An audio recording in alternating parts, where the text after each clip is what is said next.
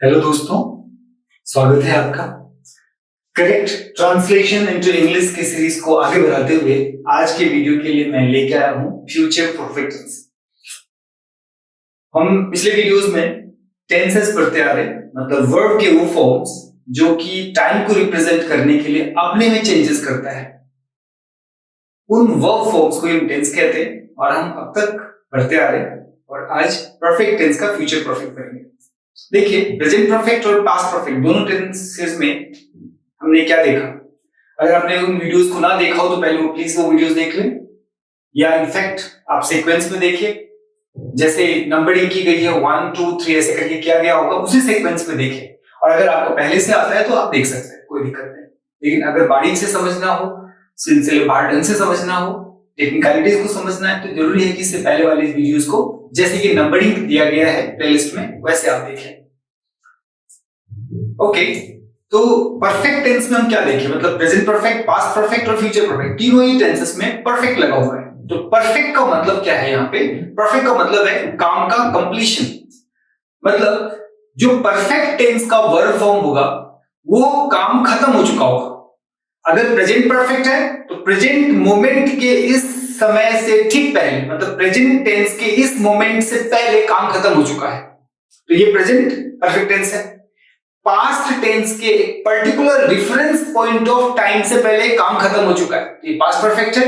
और आज हम पढ़ रहे फ्यूचर परफेक्ट। तो फ्यूचर परफेक्ट मतलब एक फ्यूचर टेंस में, मतलब फ्यूचर के टाइम में, मतलब भविष्य काल में एक रेफरेंस होगा जो पॉइंट ऑफ टाइम को बताएगा और उस टाइम से पहले काम खत्म हो चुका होगा।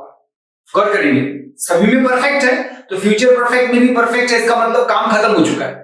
जैसे कि तीनों ही प्रेजेंट परफेक्ट और पास्ट परफेक्ट में देखा, काम खत्म हो चुका है, तो फ्यूचर परफेक्ट में भी काम खत्म हो चुका है। तो फ्यूचर टेंस में काम खत्म हो चुकेगा। गौर करेंगे, क्योंकि फ्यूचर परफेक्ट कर रहे हैं, ये काम कब खत्म होगा? फ्यूचर टेंस में।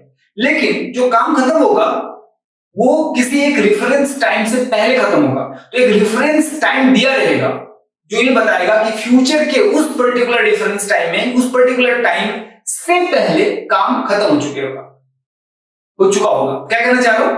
फ्यूचर परफेक्ट का मतलब है फ्यूचर टाइम में, मतलब भविष्य काल में एक फ्यूचर रिफरिंग टाइम होगा, मतलब भविष्य को बताते हुए एक रेफरेंस होगा, मतलब टाइम रेफरेंस, मतलब जो टाइम के बारे में बता रहा होगा और उस टाइम से पहले काम खत्म हो चुका होगा। समझिए क्या कह रहे हैं? फ्यूचर परफेक्ट है तो फ्यूचर टाइम में एक रेफरेंस पॉइंट ऑफ टाइम होगा, मतलब एक ऐसा टाइम होगा जो बताएगा कि इस टाइम से पहले काम खत्म हो चुका है या काम खत्म हो चुकेगा, तो इसको फ्यूचर परफेक्ट कहेंगे। अब दो बातें हैं, जो काम खत्म हो चुका है, उस रेफरेंस पॉइंट ऑफ टाइम से पहले जो काम खत्म हो चुका है या हो चुकेगा, उसमें फ्यूचर परफेक्ट टेंस यूज होगा। और रेफरेंस पॉइंट ऑफ टाइम के लिए एक अलग टेंस होगा जो मैं आगे बताऊंगा। अभी फ्यूचर परफेक्ट टेंस पे फोकस करते हैं। तो क्या कहने की बात हुई? Future time, reference of time से पहले काम खत्म हो चुका है, उस टाइम को एक्सप्रेस करने के लिए जो वर्ब फॉर्म यूज होगा वो होगा फ्यूचर परफेक्ट। जनरली कैसे पता चलेगा कि सेंटेंस में फ्यूचर परफेक्ट है? तो जनरली इस तरह के सेंटेंसेस में वर्ब के लास्ट में चुकेगा, चुकेगी, चुकूंगा, चुकेंगे लगा रहता है।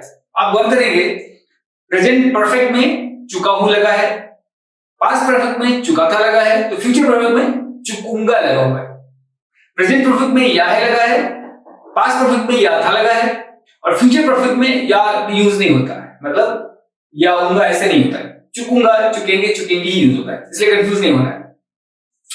तीनों रिलेटेड है, इसीलिए हम तीनों को सीक्वेंस में पढ़ते आ रहे हैं। ओके, तो क्या होगा, कैसे पता चलेगा फ्यूचर परफेक्ट है? तो क्रिया के अंत में जो भी वर्ब होगा, जो एक्शन वर्ड होगा, उसके लास्ट में चुकूंगा, चुकेंगे, चुकेंगे लगा रहेगा। ओके, जैसे देखिए, अच्छा जब पता चल गया कि फ्यूचर परफेक्ट है तो हम कैसे बनाएंगे इसको मैं थोड़ी देर में आता हूं, उससे पहले समझ लेते हैं। आप जैसे एक सेंटेंस देखेंगे, लिखा मैं जा चुकूंगा, तो चुकूंगा लगा हुआ है, तो फ्यूचर परफेक्ट होना चाहिए। हाँ, फ्यूचर परफेक्ट है, बट आप गौर करेंगे मैंने यहाँ पे रेफरेंस के लिए लिखा है। जनरली हम अकेले सेंटेंस को यूज नहीं करते।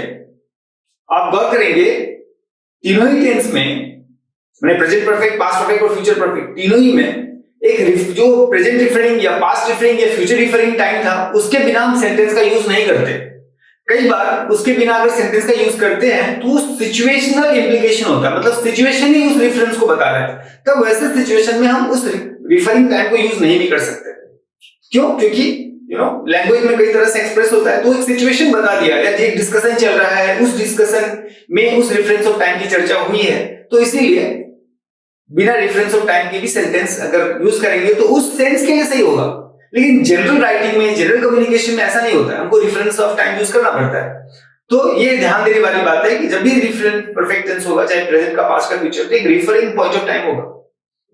तो अब गौर करेंगे, यहाँ पे तो रेफरिंग टाइम है ही नहीं, तो ये ना स्ट्रक्चर समझाने के लिए लिखा है कि ये फ्यूचर परफेक्ट है। अगर फ्यूचर परफेक्ट है तो कैसे बनाएंगे, इसके लिए अकेला सेंटेंस लिखा है, तो इसलिए आप कंफ्यूज ना होंगे, इसलिए मैंने यहाँ पे रेफरेंस लिखा है। और उसी के बाद में जैसे हम प्रैक्टिकल लाइफ में यूज करते हैं, उसके लिए मैंने यहाँ पे करेक्शन वर्ड के लिए लिखा है, मतलब COR मतलब करेक्शन, मतलब इस तरह के फॉर्मेट में यूज होता है, ना कि इस तरह का। बट ये रेफरेंस के लिए दिया है ताकि आपको स्ट्रक्चर समझा सकूं, इसकी पहचान समझा सकूं। जैसे देखेंगे, मैं जा चुकूंगा, क्रिया के लास्ट में चुकूंगा लगोगे।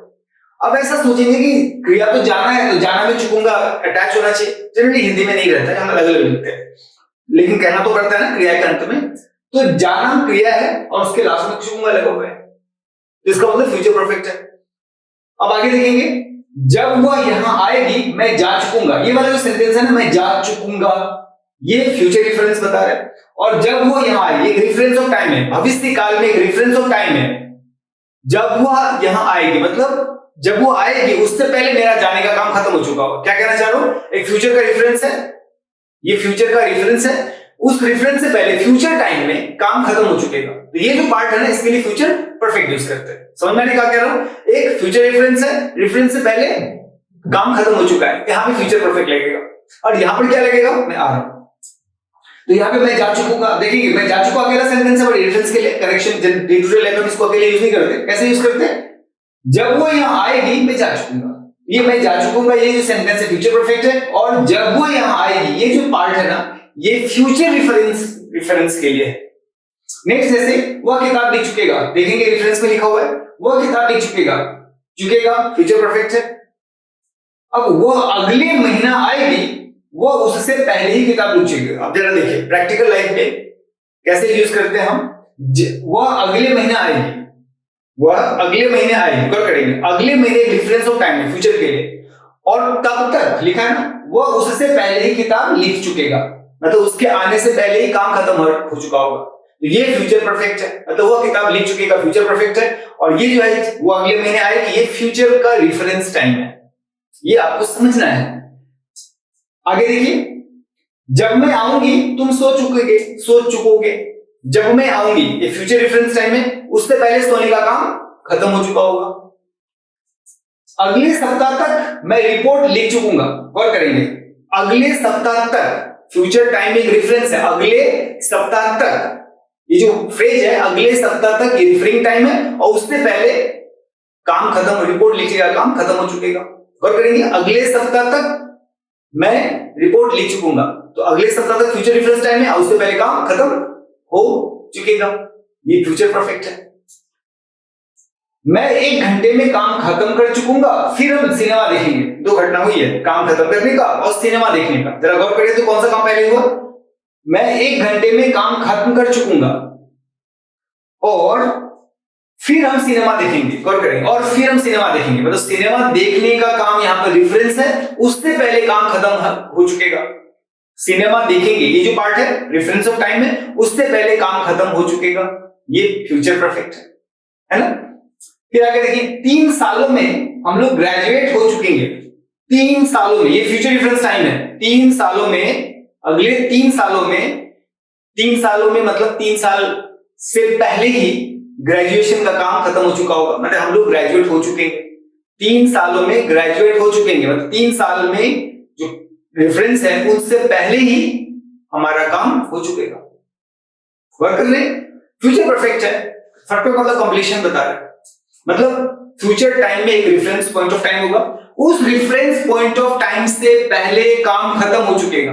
ये जो काम खत्म हो चुकेगा उसके लिए यूज क्या करेंगे, फ्यूचर परफेक्ट। और एक रेफरेंस ऑफ टाइम के लिए कुछ भी हो सकता है, एक सेंटेंस हो सकता है, एक सेंटेंस का पार्ट हो सकता है, और एक फ्रेज हो सकता है जो रेफरेंस होगा। इसमें हमने तीनों लिया है, हम आए बताएंगे। अब यहां पर एक इंटरेस्टिंग पॉइंट है जनरली आप थोड़ा सा यहाँ पे कंफ्यूज होंगे, जो फ्यूचर रेफरेंस टाइम है अगर वो कंप्लीट सेंटेंस है ना, सेंटेंस मतलब सब्जेक्ट है और उसमें वर्ब है, तो वो ना दिखेगा तो सिंपल फ्यूचर का, क्योंकि फ्यूचर टेंस में है नहीं। फ्यूचर टेंस जैसे आप एक सेंटेंस देखेंगे, जब मैं आऊंगी तुम सो चुकोगे, ये तो फ्यूचर परफेक्ट है, समझ में आया।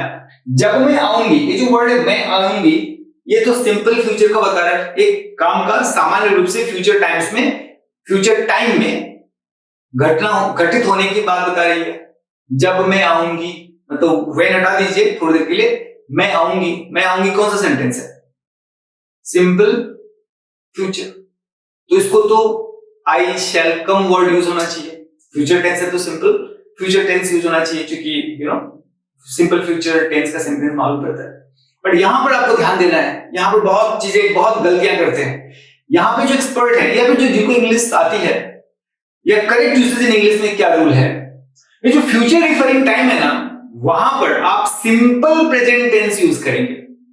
आप बोलेंगे ये क्या है, करेक्ट यूसेज इन इंग्लिश में यही है, तो आपको ऐसे यूज करना पड़ेगा। क्या, जो सेंटेंस फ्यूचर रेफरेंस टाइम है और आप एक सेंटेंस में अगर यूज कर रहे हैं, तो वहां पर आप जब भी वो देखने में, हिंदी में देखने में आपको सामान्य भविष्यकाल की तरह लगेगा, मतलब सिंपल फ्यूचर की तरह लगेगा, लेकिन जब आप उसको यूज करेंगे सिंपल प्रेजेंट टेंस उस वर्ब के लिए यूज करेंगे। जैसे आप देखेंगे यहां पे है जब मैं आऊंगी, तो होना चाहिए व्हेन आई शैल कम, लेकिन जब उसका सेंटेंस यूज करेंगे लिखा हो व्हेन आई कम, गौर करेंगे क्या कह रहा हूं, होना क्या चाहिए व्हेन आई शैल कम, लेकिन होगा क्या व्हेन आई कम। दिखा देता हूं, लिखेंगे देखिए व्हेन आई कम, लिख रहे, जब मैं आऊंगी के लिए व्हेन आई कम यूज हुआ है, मतलब सिंपल प्रेजेंट टेंस यूज हुआ है। ये करेक्ट यूसेज इन इंग्लिश में है।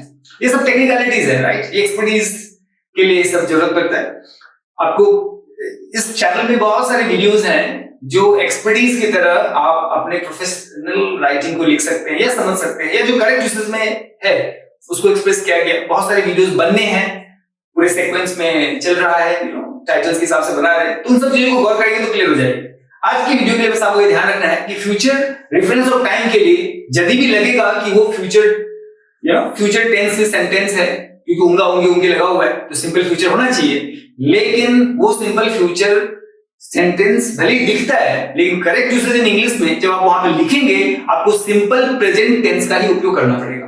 ये इंटरेस्टिंग बातें हैं, इसको ध्यान रखना है। ओके, पता चल गया कि ये फ्यूचर परफेक्ट है। पता चल गया, कैसे पता चला कि फ्यूचर टाइम में एक reference of point of time होगा फ्यूचर में, और उससे पहले काम खत्म हो चुकेगा, तो जो काम खत्म हो चुकेगा उसके लिए आप क्या यूज करेंगे, फ्यूचर परफेक्ट टेंस यूज करेंगे। अब तक यही पढ़ते आ रहे। ओके, पता चल गया कि फ्यूचर परफेक्ट। अब क्या करेंगे, सिंपल, क्या करना है आपको, सब्जेक्ट ढूंढना है, सेंटेंस का सब्जेक्ट लिखना है, सब्जेक्ट के बाद शैल और विल लगाना है, मतलब सब्जेक्ट के हिसाब से शैल लगता है तो शैल, अगर विल लगता है तो विल लगाना है, और उसके बाद हैव लगाना है। गौर करेंगे, HAVE हैव, मतलब सब्जेक्ट शैल और विल, फिर उसके बाद हैव लगाना है, फिर उसके बाद वर्ब का थर्ड फॉर्म। हर परफेक्ट में थर्ड फॉर्म लग रहा है, तो यहां भी वर्ब का थर्ड फॉर्म, और उसके बाद ऑब्जेक्ट या सेंटेंस का रिमेनिंग पार्ट। बार-बार क्या तैयार है आपको, subject, helping verb, main verb को समझना है, उसका ऑर्डर इंपॉर्टेंट, उसका ऑर्डर आप चेंज नहीं कर सकते। बाकी जो वर्ड्स है ना, वो सेंस के आधार पे आगे पीछे हो सकता है, अगर उसमें इधर उधर भी हो जाए ना, गलती हो जाए तो उतना गलती पकड़ा नहीं जाता, बट ये चीज में गलती हो गई तो बहुत भयंकर गलती हो जाएगी, और वो चीज ना आपको सेंस बता देगा। आप जब यूज करेंगे ना तो आपको खुद ही पता चल जाएगा मुझे इसको पहले लिखना है, इसको बाद में लिखना है, इसलिए उसके लिए टेंशन नहीं है, आपको इस पार्ट तक के लिए टेंशन है। इसके लिए मैंने ऑब्जेक्ट लिखा है, ये रेफरेंस करने के लिए कि ये ऑब्जेक्ट होगा या ऑब्जेक्ट ना हो, कोई दूसरे शब्द हो, तो इनके बाद रख दीजिए। ये मैं हर वीडियो में लगभग कहते आ रहा हूं, सो इस बात को ध्यान रखेंगे, गलती नहीं करेंगे।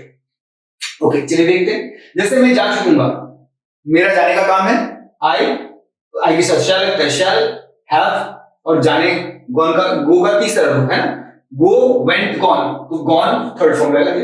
लेकिन पहले पता है रेफरेंस है, आप जनरल लाइफ में आप इस तरह का यूज नहीं करते, आप क्या यूज करते हैं, जब वह यहां आएगी मैं जा चुकूंगा।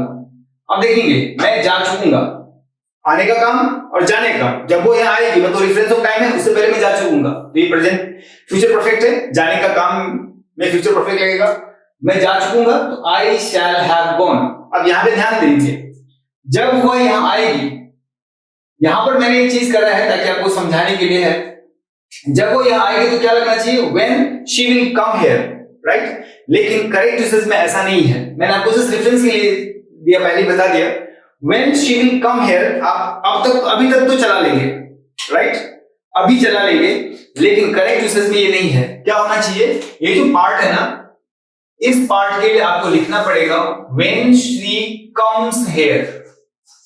वर्क करेंगे, मैं क्या कह रहा हूं, विल कम समझाने के लिए क्या लिखा था, लेकिन चूंकि डिस्कस हो चुका है तो मैं कह रहा हूं व्हेन शी कम्स हियर, ये एक्चुअल करेक्ट यूसेज में है। क्या कह रहा हूं, व्हेन शी विल कम, ये फ्यूचर सिंपल फ्यूचर टेंस है, बट ये क्या बताया कि फ्यूचर रेफरेंस ऑफ टाइम के लिए आपको सिंपल प्रेजेंट लगाना है, तो उस हिसाब से ये सेंटेंस हो जाएगा शी कम्स हियर।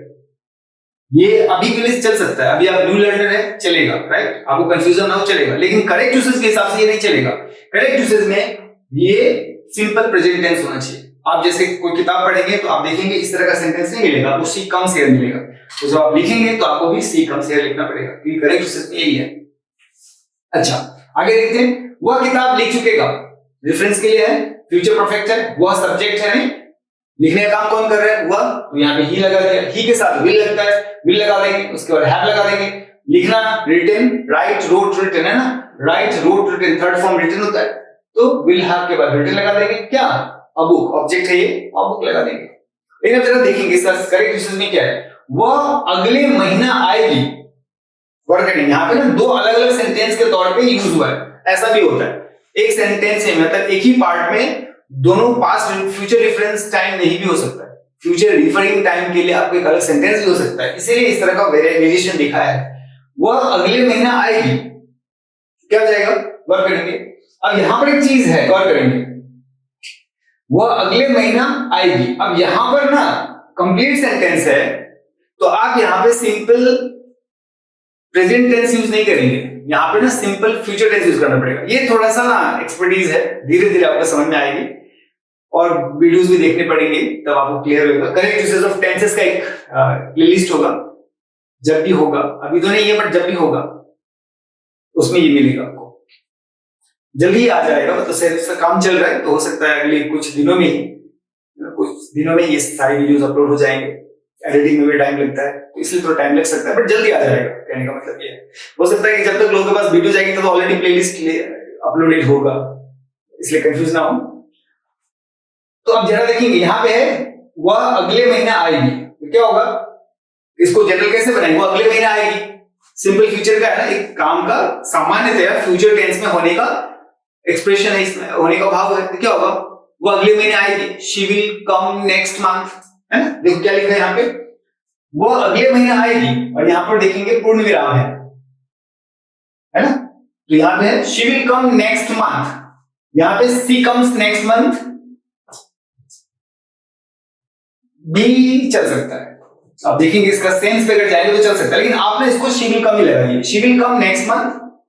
फिर उसके बाद है he will have written his book by then, ये जो then वाला पार्ट है ना उसको रिफर कर रहा है, she will come next month, तो उसको रिफर कर रहा है कि उससे पहले काम खत्म हो चुकेगा, तो इसके लिए ये वाला जो काम जो खत्म हो चुका है उसके लिए होगा he will have written his book by then, ये फ्यूचर परफेक्ट है।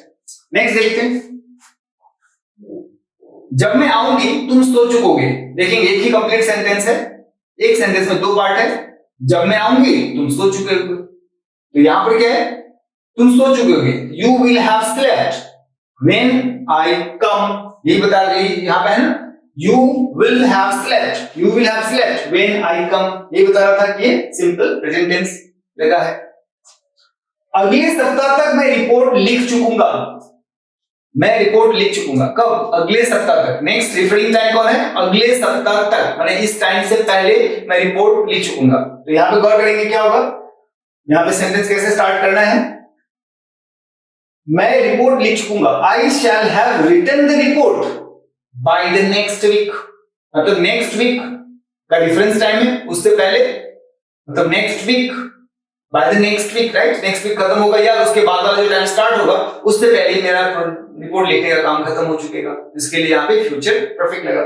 ठीक है, मैं 1 घंटे में काम खत्म कर चुकूंगा, फिर हम सिनेमा देखेंगे, वर्क करेंगे, फिर हम सिनेमा देखेंगे, लग रहा है ये सिंपल फ्यूचर टेंस है, ऑब्वियसली देखने में तो ये लग रहा है, लेकिन यहां पर चूंकि फ्यूचर रेफरेंस टाइम है यहाँ पे आपको सिंपल प्रेजेंट टेंस का यूज करना है। अब यहाँ पे देखेंगे क्या है, मैं 1 घंटे में काम खत्म कर चुकूंगा। I shall have completed my task in an hour।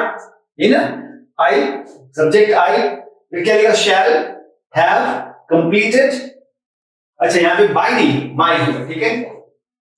I have completed my task, है ना, I shall have completed my task। अच्छा एक वर्ड यहाँ पे छूट गया, 1 घंटे में। तो आप एक काम करते हैं, यहां पे आप लगा दीजिए in an hour, in an hour। और करेंगे क्या हो गया, मैं 1 घंटे में काम खत्म कर चुकूंगा। I shall have completed my task in an hour। तब हम सिनेमा देखेंगे, then we can watch a movie, या सिनेमा देख सकेंगे। इसका सेंटेंस क्या होना चाहिए, यहाँ पे कंडीशन यही था कि अगले समय तक एक काम खत्म हो चुकेगा और उसके बाद हम वो काम करेंगे। तो यहाँ पे सिनेमा देखेंगे की जगह पे देख सकेंगे ज्यादा अच्छा रहेगा, देख सकेंगे। इसको मैं काम करता हूं, यहाँ पे मैं लिख देता हूं हिंदी में सकेंगे। तो I shall have completed my task in an hour, comma, then we can watch a movie। अच्छा कॉमा क्यों लगा, ये सब ना आगे वाले वीडियोस में सब क्लियर होगा। सारे चीज टॉपिक्स पे वीडियोस हैं, आप देख पाएंगे।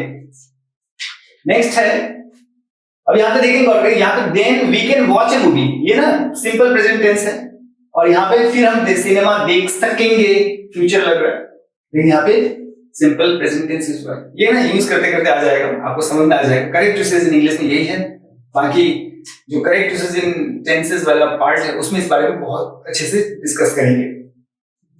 अच्छा 3 सालों में हम लोग ग्रेजुएट हो चुकेंगे। यहाँ पे फ्यूचर रेफरेंस टाइम क्या है, 3 सालों में, मतलब अगले 3 सालों में। क्या मतलब 3 साल खत्म होने को होगा, उससे पहले ही हम ग्रेजुएशन कंप्लीट कर चुके होंगे या हम ग्रेजुएट हो चुके होंगे। तो यहाँ पर फ्यूचर परफेक्ट क्या है, वी, हम लोग ग्रेजुएट हो चुकेंगे। We shall have graduated in 3 years time. यहाँ पे 3 years भी लिख सकते, पर मैंने लिख दिया आगे ताकि क्लियरिटी हो, क्लैरिटी के लिए सब लिखा। क्या होगा, we shall graduated in 3 years time. उसके बाद देखेंगे यहाँ पे 2 सेंटेंस बनाया है, वर्क करेंगे। यहाँ लिखा we shall have graduated in 3 years time. 3 years time नहीं, 3 सालों में। इसका मतलब है कि 3 साल खत्म होते होते या 3 साल खत्म होने से पहले ही, इसका यही मतलब है 3 साल खत्म होने से पहले ही हम लोग ग्रेजुएट हो चुकेंगे। We shall have graduated in 3 years time, इसीलिए टाइम वर्ड यूज किया। बट यहां पर ना इसको एक और तरह से बना सकते हैं। क्या बना सकते हैं, जैसे कि हिंदी में यूज हुआ है उसी हिसाब से, जैसे 3 सालों में, उसके बाद यहाँ पे कॉमा है, तो इंग्लिश में भी आप इंट्रोडक्टरी फ्रेज से स्टार्ट कर सकते हैं। 3 सालों में तो क्या लिखेंगे, इन 3 years टाइम, फिर कॉमा है ना, यहाँ पे देखेंगे in 3 years time, comma, we shall have graduated. अब ये भी बनाने का तरीका है, ये क्यों है ऐसा, तो ये चीज आपको मिलेगा जब हम पंक्चुएशन, या स्पेशली मेरे एक वीडियो है जिसपे हम कॉमास के बारे में पढ़ेंगे, है ना, कहां कहां कॉमा लग सकता है, वो डिटेल है, बहुत सारी चीजें उसके अंदर आनी है। ऑलरेडी मैं प्लान कर चुका हूं, तो बहुत जल्दी ही उसको भी हम अपलोड कर देंगे। तो आपको उसमें प्लेलिस्ट में मिलेगा, या तो पंक्चुएशन के प्लेलिस्ट में मिलेगा जहां पे कॉमा यूज करते हैं, या फिर एक अलग से वीडियो ही रहेगी, वीडियो का सीरीज होगा जहां पर हम ये बताएंगे कॉमा कहां कहां यूज करते हैं। खासकर एडिटिंग पर्पस के लिए बहुत काम आता है, और मैं एडिटिंग भी करता हूं, तो उन सब चीजों का वहां पे बहुत ज्यादा यूज होता है। इसलिए मैंने प्लान किया कि इसकी एक अलग से वीडियो सीरीज बनाई जाएगी, जल्दी आपको अवेलेबल हो जाएगी। तो यहां हो गया, क्योंकि ये इंट्रोडक्टरी फेज से स्टार्ट हुआ है, इसीलिए सेंटेंस तो यहां से स्टार्ट हुआ है, वी शैल हैव ग्रेजुएट, लेकिन सेंटेंस को इंट्रोडक्टरी फ्रेज से स्टार्ट किया है, तो इंट्रोडक्टरी फ्रेज के बाद कॉमा होगा। ये इंट्रोडक्टरी फ्रेज क्या है, ये सब चीज उस वाले सीरीज में क्लियर होगी। अभी आपको समझना है फ्यूचर परफेक्ट, नहीं तो चीजें तो बहुत सारी है, एक साथ नहीं सीख सकते।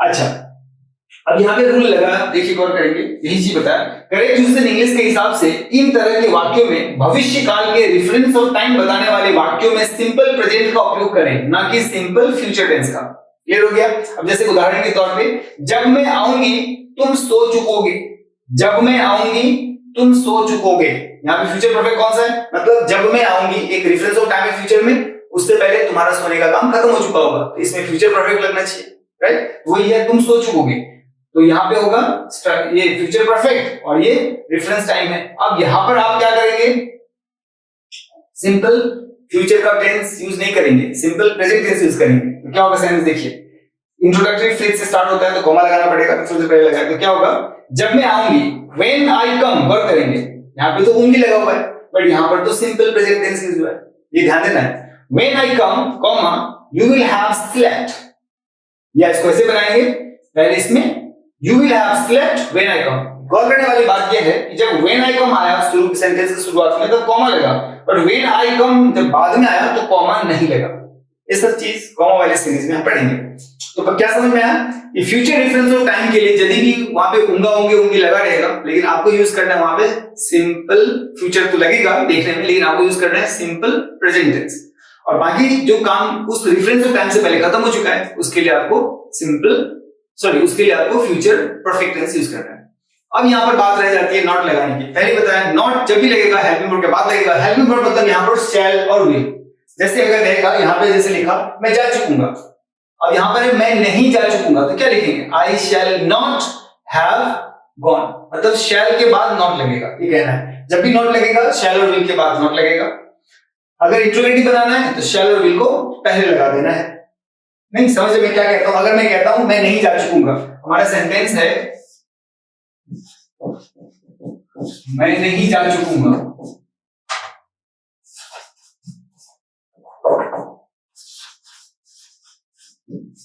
तो क्या होगा, simple I shall not have gone. अगर इसी को आप क्वेश्चन बनाते हैं, क्या मैं जा चुकूंगा, जैसे क्या मैं जा चुकूंगा, तो क्या होगा, शैल को पहले लगा देना है, तो क्या हो जाएगा यहाँ पे शैल आई हैव गॉन। या अगर एक्सप्लेनेटरी है वाई लगाना है तो वाई को आप शैल से भी पहले लगा दीजिए, why shall I have gone. Not लगाना है मतलब नॉट भी लगा हुआ है तो why shall I not have gone. तो कहने का मतलब है इस तरह से आप नेगेटिव एडजेक्टिव बना सकते हैं। आप गौर करेंगे ये रेफरेंस के लिए है, प्रैक्टिकली जब भी आप यूज करते हैं तो आप रेफरेंस ऑफ टाइम के साथ ही यूज करते हो परफेक्ट, हर परफेक्ट टेंस में। ये बात को ध्यान रखना है, अदरवाइज गलत हो जाएगा अगर आप सिंगल यूज करेंगे तो। मतलब अनलेस सिचुएशनल रेफरेंस अगर है तो, मतलब सिचुएशनल रेफरेंस है तब तो आप बिना यूज करे भी लगा सकते हैं। क्या रेफरेंस ऑफ टाइम की बात कर रहा हूं, फ्यूचर को रिफर करते हुए जो टाइम होगा वो सेंटेंस के बिना भी, उस पार्ट के बिना भी आप सेंटेंस बना सकते हैं, लेकिन तब जब सिचुएशनल रेफरेंस हो। अगर नहीं है तो आपको मेंशन करना पड़ेगा, मतलब बिना उसके सिर्फ सेंटेंस लगा दिया ऐसे तो गलत हो जाएगा, ये ध्यान रखना।